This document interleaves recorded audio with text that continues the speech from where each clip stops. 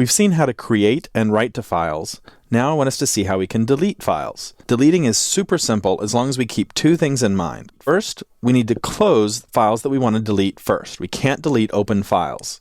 So we have to have that F close on any file we want to delete. So if we've opened it, we have to close it. If we never opened it, it's not an issue. It's already assumed to be closed. Second, we must make sure that we have write permission on the directory or the folder that contains the file. So in the same way we had to make sure that that directory was writable before we could create the file, we have to also make sure that it's writable before we can delete the file. Now in our case, that's already going to be true, but I wanted to mention it because it can be a little counterintuitive because you may think, oh, well, I have write permissions on the file itself. I ought to be able to delete it. But it's actually the directory that contains it where it makes a difference as well. So just keep that in mind.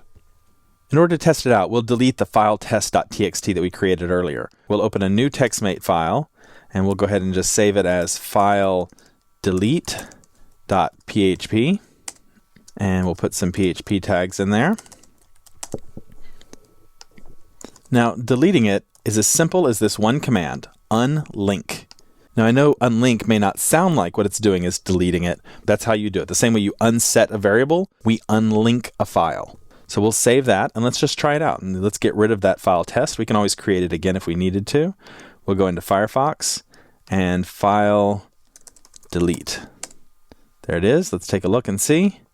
And our test file is now gone. It's not there anymore. So as long as you keep those two caveats in mind, deleting files is super simple. In the next movie, we'll talk more about this idea of the file pointer and how we can move the cursor around inside of our file.